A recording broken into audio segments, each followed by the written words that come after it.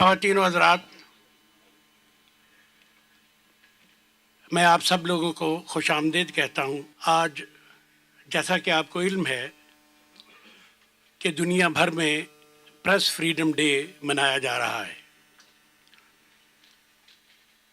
اس دن کا پس منظر یوں ہے کہ 1991 میں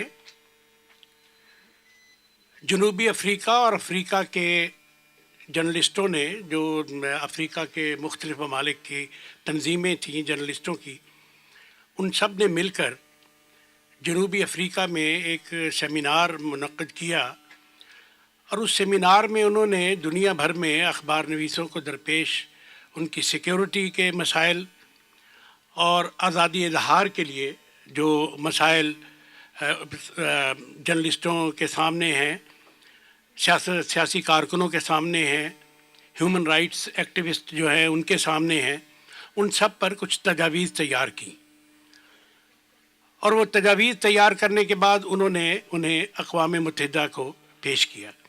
یہ 1951 کا واقعہ ہے۔ اس کے بعد وہ مسودات جو تھے وہ وہاں منظور کیے گئے، اور اقوام متحدہ نے 3 مئی کو عالمی آزادی صحافت دن جو ہے اس کا اعلان کیا۔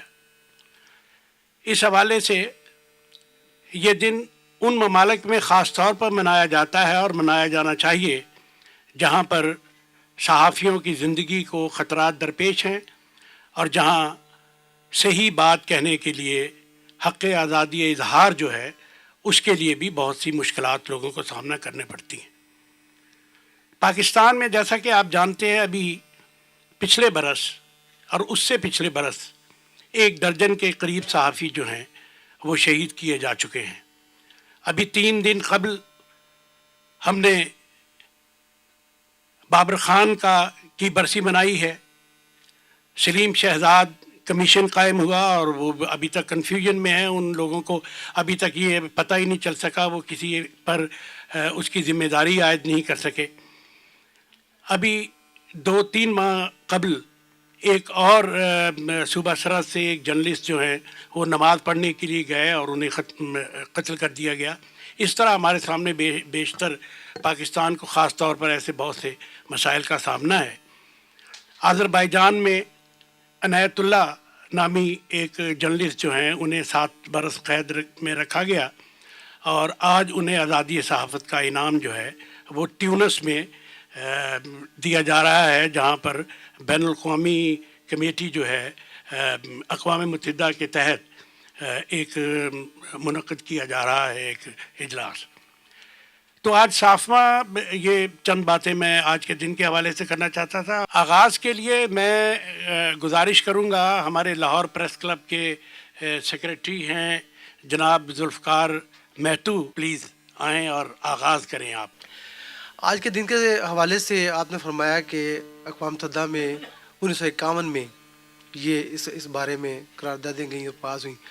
اس سے پہلے 1950 میں PFUJ پاکستان 1951 اچھا 1950 میں اس وقت سے شروع کرتا ہوں جب PFUJ بنی تھی۔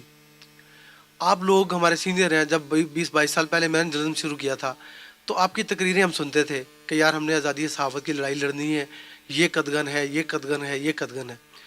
تو 22 سال بعد میں خود یہ کہہ رہا ہوں کہ یہ قدغن ہے، یہ قدغن ہے، کہ یہ قدغن ہے، تو سفر وہیں کا وہیں کھڑا ہے۔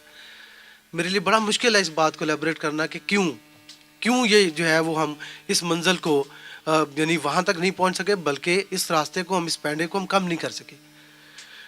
اس کی بے شمار وجوہات ہیں، بلکہ مارشل لا بھی ہیں، جمہوریت بھی ہے، لیکن آزادی صحافت کا رونا ہمارا ویسے کا ویسے ہی ہے۔ بلکہ آج کوئی بندہ اگر یہ کلیم کرتا ہے کہ الیکٹرانک میڈیا پہ آزادی ہے یا جو پرنٹ میڈیا پہ کوئی قدغن نہیں ہے، جمہوریت ہے، تو یہ بالکل غلط ہے۔